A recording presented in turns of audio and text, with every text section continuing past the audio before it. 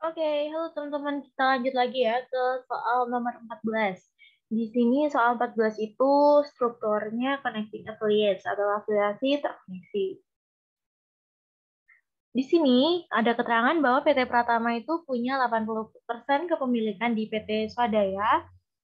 Kemudian PT Pratama itu juga punya 60% kepemilikan saham di PT Makmur. Terus ada keterangan bahwa PT Swadaya ini juga memiliki 10% saham PT Makmur di awal 2020. Tapi dia di sini menggunakan metode cost untuk mencatat investasinya. Sedangkan PT Pratama tadi menggunakan metode ekuitas baik terhadap PT Swadaya maupun terhadap PT Makmur.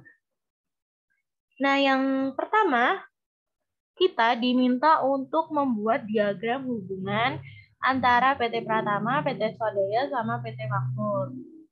Jadi yang pertama dulu, PT Pratama itu punya 80% kepemilikan di PT Swadaya dan juga 60% kepemilikan di PT Makmur. Nah, terus PT Swadaya ini ternyata juga punya 10% kepemilikan atas PT Makmur. Jadi diagramnya adalah seperti ini. Selanjutnya, sebenarnya ini nggak diminta dihitung ya, tapi kita ngitung aja. Kita mau ngitung total kepemilikan P atas M, itu dengan cara kita cari dulu kepemilikan P atas M secara langsung, yaitu 60% yang ini. Terus kita cari kepemilikan P atas M secara tidak langsung, yaitu melewati S. Dengan cara 80% dikaliin sama 10%. Jadinya adalah 8%.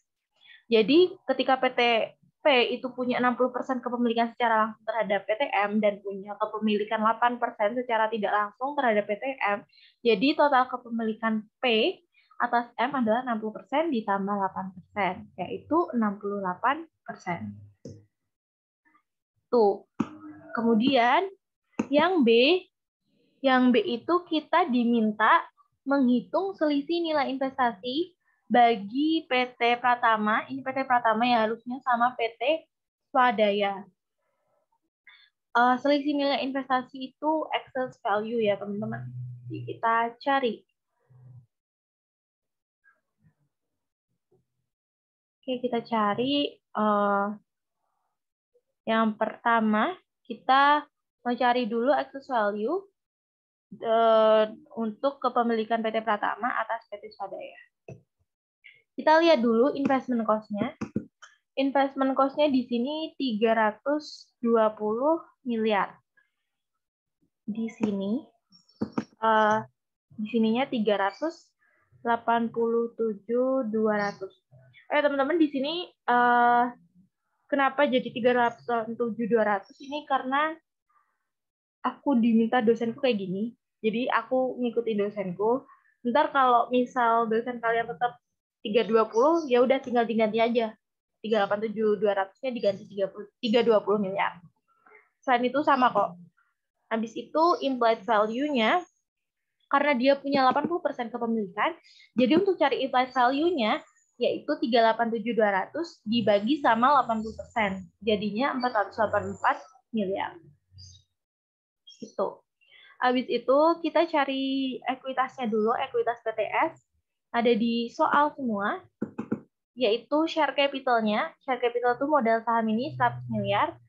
Kemudian agio saham atau share premiumnya 200 miliar. Dan saldo laba atau return earning-nya 180 miliar. Jadi kalau dijumlahin, total ekuitas S ini adalah 480 miliar. Nah, berarti kan ada selisih nih antara implied value sama ekuitasnya. Jadi itu akan masuk ke excess value. Nah, untuk investasi dari PT Pratama atas PT Swadaya ini, itu excess value-nya bakal dimasukin ke paten dengan masa manfaat 4 tahun. Berarti nanti ada amortisasi di tiap tahunnya sebesar 1 miliar. Dari 4 miliar dibagi 4. Selanjutnya kita ngitung excess value untuk kepemilikan PT Pratama atas PT Makmur. Yang pertama, investment cost-nya dulu dimasukin. Investment cost-nya adalah 150 miliar. Terus karena PT Pratama ini punya 60% kepemilikan, jadi implied value-nya 150 miliar dibagi 60%. Habis itu kita cari ininya dulu, ekuitasi PTM-nya dulu. Itu ada share capital 50 miliar, terus ada share premium 100 miliar. Oh ya, di ini share premiumnya di soal itu 100 juta ya. Tapi diganti aja jadi 100 miliar, habis itu return assetnya 80 miliar. Jadi kita tahu total ekuitas atau book value net assetnya adalah 230 miliar. Nah, di situ, di book value, ada selisih kan berarti kan antara implied value sama book value-nya. Berarti ini ada excess value-nya sebesar 20 miliar. Nah, untuk investasi PT Pratama atas PT Makmur ini, excess value-nya dimasukin ke goodwill. Dan nggak ada impairment di tahun tersebut, serta dia berarti nggak ada amortisasi di tiap tahunnya. Kayak gitu untuk kepemilikan PT Pratama atas PT Makmur. Oke. Selanjutnya, untuk excess value atas PT Swadaya ini nggak dihitung karena di sini itu udah ada keterangan bahwa perolehan nilai investasi 20 miliar itu sebesar nilai buku ekuitas PT Makmur. Berarti nggak ada excess value di sana karena nggak ada selisih. Gitu. Kita lanjut ya ke yang C. Yang C ini kita diminta untuk membuat alokasi pendapatan investasi bagi PT Pratama dan PT Swadaya. Kita mulai dulu dari PT Swadaya. PT Swadaya ini memiliki 10% kepemilikan atas PTM ya, dan menggunakan metode cost untuk mencatat investasinya. Jadi kalau metode cost, pendapatan investasi itu berasal dari dividennya, yaitu dividen income from M. Jadi untuk pendapatan investasi PT Swadaya atas M ini adalah 2,5 miliar. Ini dari mana? Ini dari dividen 25 miliar yang dibagikan oleh PT Makmur, kemudian dikaliin sama persentase kepemilikannya, yaitu 10%. Jadi dapatnya 2,5 M. Gitu. Habis itu, kita disuruh cari pendapatan investasi untuk PT Pratama atas PT Makmur dulu. Di sini yang mempengaruhi cuma net income karena nggak ada amortisasi ke PTM, terus nggak ada intercompany transaction juga kan. Jadi pendapatan investasi dari PT Pratama atas PT Makmur itu cuma 24 miliar, itu dari net income-nya PT Makmur dikaliin sama 60% kepemilikannya. Kemudian untuk cariin pendapatan investasi dari PT Swadaya itu ada beberapa komponen di sini. Yang pertama net income atau pendapatan terpisahnya sebesar 127,5 miliar. Ini ada di soal ya. Kita lihatin 127,5 miliar ya. Jangan lupa dikaliin sama persentase kepemilikannya, yaitu 80%. Jadi totalnya adalah 102 miliar. Habis itu ada dividen income. Ini dividen income from M. Karena PT Swadaya tadi kan punya nih, dapat dividen income dari M. Nah, ini juga akan masuk ke perhitungan income from S-nya. Jadi dividen income-nya 2,5 miliar, dikaliin sama 80%, jadinya 2 miliar. Habis itu ada amortisasi paten, yang udah kita hitung di yang B tadi ya. Ada amortisasi paten. Dia punya excess value 4 miliar, kemudian ada masa manfaat 4 tahun, berarti setiap tahunnya itu ada 1 miliar. Dan karena dia under value, berarti dia akan mengurangi net income-nya. Jangan lupa juga dikaliin sama persentase kepemilikannya, kita bisa dapat income from S-nya adalah 103.200. Nah, kalau mau ditotalin, jumlah pendapatan investasi PT Pratama itu, baik dari PT Makmur sama PT Swadaya, jumlahnya adalah 127,2 M. Oke, selanjutnya yang D, kita diminta untuk membuat jurnal investasi. Jurnal investasi ya, bukan jurnal eliminasi atau jurnal penyesuaian. Jadi kalau jurnal investasi itu yang dicatat di masing-masing perusahaannya. Kita mulai dari yang PT Swadaya dulu. Di sini PT Swadaya itu memperoleh investasi sebanyak 20 miliar. Jadi jurnal yang dicatat adalah investment in PTM pada cash. Kemudian PT Swadaya juga harus mencatat jurnal penerimaan dividen. Karena kita ingat lagi PT Swadaya ini pakai metode cost untuk mencatat investasinya terhadap PTM. Jadi jurnal untuk penerimaan dividennya adalah cash pada dividen income sebesar 2,5 M. Nah, karena dia cost, berarti dia nggak perlu mengakui income from M-nya, gitu. Mengakui net income from M-nya, gitu. Selanjutnya ada PT Pratama.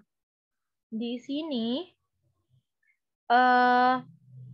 yang pertama kita bikin dulu jurnal perolehan investasi atas PT Makmur. Jurnalnya investment in M pada cash, ini sesuai nilai beli investasinya pada saat itu, yaitu 150 miliar. Habis itu,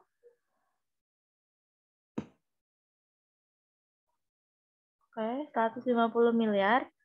Setelah itu, ada jurnal penerimaan income from M. Ini investment in M pada income from M, jurnalnya. Ini nilainya dapat dari sini. Dari sini nih. Udah kita hitung di angka. Habis itu kita juga harus bikin jurnal penerimaan dividen dari PT Makmur. Gitu. Jurnalnya cash pada investment in M karena dia ekuitas ya. Kalau ekuitas penerimaan dividen berarti mengurangi nilai investmentnya sebesar 15 miliar. Itu dari 25 miliar dividen yang dibagikan PT Makmur dikaliin sama 60% persentase kepemilikannya. Selanjutnya, ini jurnal perolehan investasi atas PT Swadaya sama juga jurnalnya investment in S pada cash sebesar 387.200. Ini karena aku nyesuaiin angka dari dosenku. Kalau kalian tetap pakai 320 ya ininya diganti 320. Habis itu jurnal penerimaan income from S-nya, jurnalnya investment in S pada income from S sebesar segini. Udah kita hitung juga tadi di atas yang ini. Habis itu ada jurnal penerimaan dividen dari PT Swadaya sebesar 48 M. Ini dari 60 miliar yang dibagikan oleh PT Swadaya dikaliin sama 80% persentase kepemilikannya. Kayak gitu. Kemudian yang E, itu kita diminta untuk menghitung saldo investasi bagi PT Pratama dan PT Swadaya per 31 Desember 2020. Oke. Kita disuruh cari saldo investasi S dulu nih. Saldo investasi S atas M. Ini sebesar 20 miliar. Ini karena dia pakai metode cost ya, nilai investasinya akan selalu sama di tiap tahunnya, kecuali diketahui ada perubahan di soal. Baru kita bikin catch up adjustment-nya. Gitu.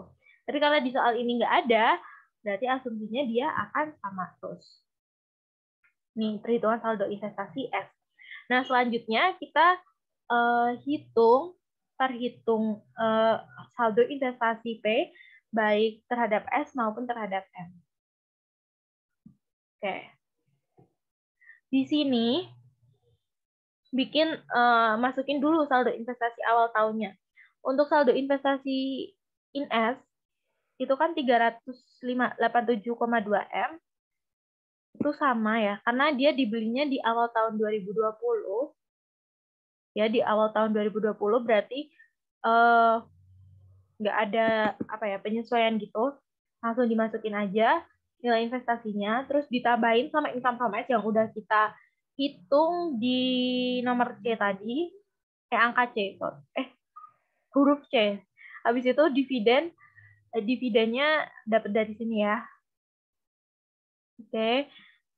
Jadi saldo investasi di akhir tahun adalah 442,4 miliar.